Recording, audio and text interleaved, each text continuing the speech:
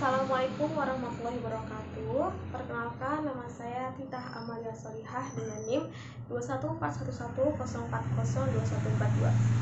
Saya mahasiswa UIN Saifuddin Subri Purwokerto, semester 3 Prodi PAI.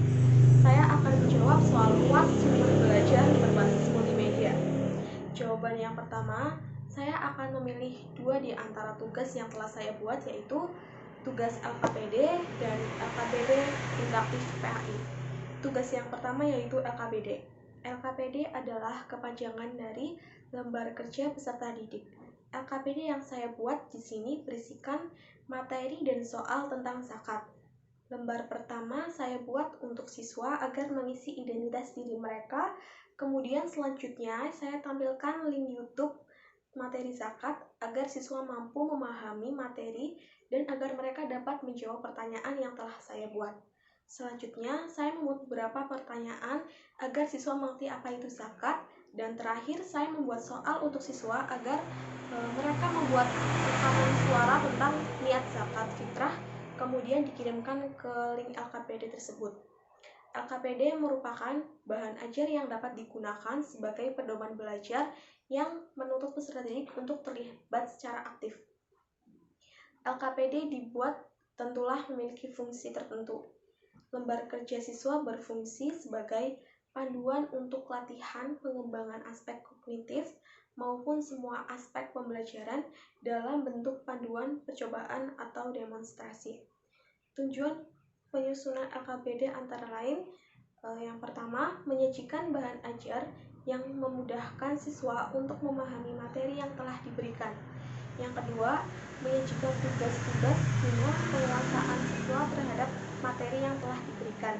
Yang ketiga, melatih kemandirian belajar. Yang keempat, memudahkan pendidik dalam memberikan tugas.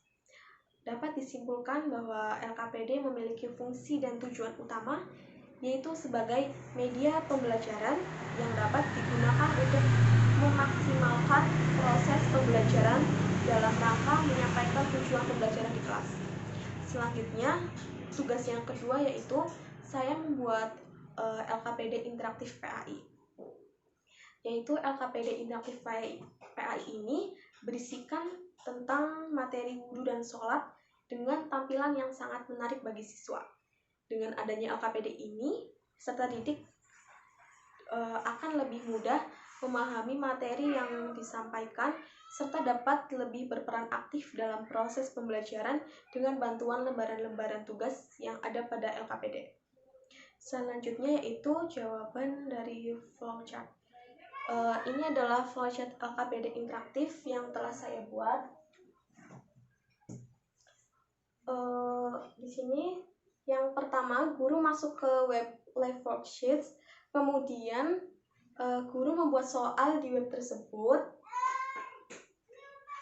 Bisa berupa, di dalam soal tersebut bisa berupa pilihan ganda, mencocokkan, mengisi deskripsi, dan lain sebagainya. Kemudian LKPD ini diberikan kepada peserta didik berupa link. Lalu peserta didik mengerjakan LKPD interaktif dalam link tersebut. Ketika peserta didik menjawab pertanyaan dengan benar, maka peserta didik akan mendapatkan poin. Tetapi jika peserta didik salah dalam menjawabkan soal, maka peserta didik tidak mendapatkan poin. Setelah peserta didik selesai mengerjakan LKPD, maka ditujukan hasil pengerjaan peserta didik berupa jumlah poin. Jumlah poin tersebut diperoleh dari keseluruhan jawaban benar dan jawaban salah siswa. Selanjutnya, saya akan menjawab soal nomor 3. Yaitu saya akan menjelaskan 3 aplikasi Android yang dapat digunakan sebagai sumber belajar PAI. Aplikasi yang pertama yaitu aplikasi NU Online. NU Online merupakan aplikasi resmi Nahdlatul Ulama yang fokus pada layanan informasi dan keagamaan. Aplikasi ini difasilitasi untuk beribadah dan belajar, dan banyak fitur-fiturnya disiapkan untuk mendukung aktivitas keislaman sehari-hari. NU Online juga dilengkapi dengan pengaturan mode gelap atau terang yang dapat memberikan kenyamanan mata bagi pengguna. referensi membaca yang memberikan pilihan untuk membesar dan memperkecil ukuran teks, atau menampilkan terjemah dan translate lain dari Latin maupun tafsir, serta terdapat waktu sholat dan daftar dan lain-lain. NU online ini gampang sekali diakses secara offline, dan aplikasi ini mempersembahkan dalam memberi layanan informasi dan keagamaan, merupakan aplikasi ibadah dan belajar Islam yang terlengkap yang menekankan kemudahan, kualitas, dan kredibilitas. Fitur-fitur yang tersedia dalam aplikasi NU online yaitu ada banyak sekali. Yang pertama, ada Al-Quran yang dilengkapi dengan terjemahan Latin dan tafsir. Yang kedua itu ada doa dan wirid lengkap. Yang ketiga, jadwal sholat. Yang keempat, arah kiblat. Yang kelima, ziarah kubur. Yang keenam, yasin dan tahlil. Yang ketujuh, ada tasbih digital. Yang kedelapan, zakat dan donasi. Yang kesembilan, maulid nabi. Yang kesepuluh, ada NUpedia berisikan tentang informasi ke-NU-an. Yang ke-11, tutorial ibadah. Yang ke-12, terjemahan dan tafsir. Yang ke-13, ada khutbah. Yang ke-14, ada Ramadan. Yang ke-15, ada haji dan umroh. Yang ke-16, ada kalkulator zakat. Selanjutnya ada kalender hijriyah. Yang ke-18, ada video yang menayangkan dari saluran YouTube tentang NU. Yang ke-19, ada kalam. Dan yang terakhir, ada artikel atau topik. Dengan aplikasi NU online, sangat memudahkan kita dalam hal beribadah dan mengetahui banyak informasi. Namun, dalam aplikasi ini memiliki kelemahan, yaitu aplikasi ini penyimpanannya cukup besar dan memakan penyimpanan dalam handphone. Jika digunakan terus-menerus akan membuat handphone menjadi panas, maka gunakanlah sesuai kebutuhan saja. Kemudian, aplikasi ini perlu di-upgrade terus guna untuk mendapatkan fitur yang terbaru. Selanjutnya, aplikasi yang kedua yaitu Marble Pendidikan Agama Islam. Aplikasi Marble Pendidikan Agama Islam yaitu dapat memenuhi kebutuhan anak muslim, lengkap dengan Al-Quran, nama-nama nabi, penanggalan, asmaul husna, dan lain-lain. Marble Anak Soleh ini merupakan aplikasi pendidikan Islam untuk anak usia 4-8 tahun. Aplikasi ini membantu anak-anak belajar mengenal Islam dengan cara yang menyenangkan. Aplikasi ini dilengkapi dengan suara pendukung untuk memudahkan anak belajar, sehingga tidak perlu khawatir jika buah hati belum lancar membaca. Bersama aplikasi ini, anak-anak dapat belajar banyak hal dengan cara yang menyenangkan. Tersedia materi pembelajaran yang akan membantu anak-anak dalam belajar mengenai sesuatu, misalnya huruf, angka, buah, sayur, hewan, dan alat-alat transportasi, warna, dan masih banyak lainnya. Yang paling menarik dalam aplikasi ini yaitu permainan edukatif yang sangat menyenangkan. Dan ada berbagai macam permainan yang akan menguji kemampuan mereka.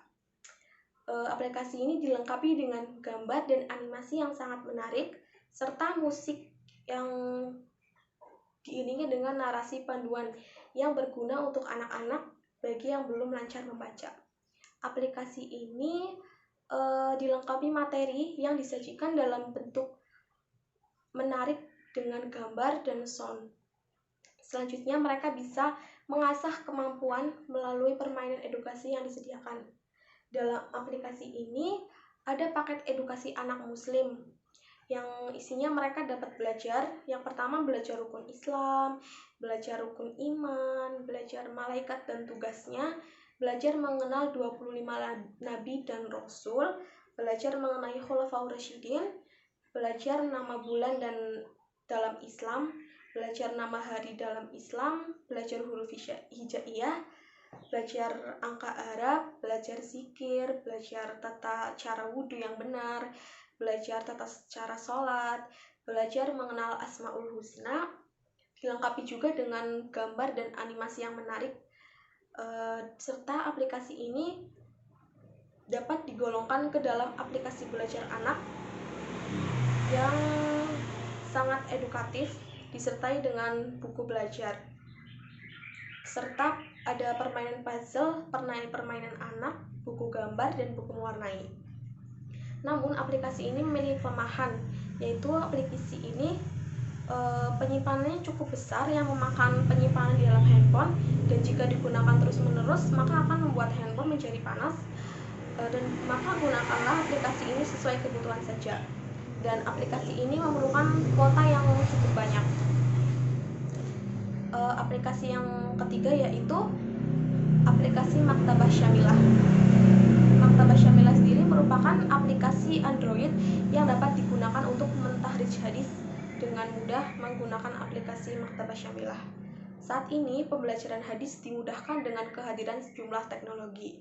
Salah satunya dapat membantu proses pembelajaran hadis adalah aplikasi Maktabah Syamilah. Bagi sarjana atau calon sarjana ilmu hadis, software ini dapat membantu kalian menyelesaikan tugas kampus, baik makalah, skripsi, tesis, maupun disertasi. Kita dapat mencari berbagai hadis dari berbagai macam kitab di aplikasi ini secara lengkap. Dan kelemahan dari aplikasi Maktabah Syamilah ini yaitu aplikasi ini menggunakan bahasa Arab. Bagi yang tidak paham dengan bahasa Arab, pasti akan kesulitan menggunakan aplikasi ini. Sekian jawaban saya yang dapat saya sampaikan, kurang lebihnya mohon maaf. Wassalamualaikum warahmatullahi wabarakatuh.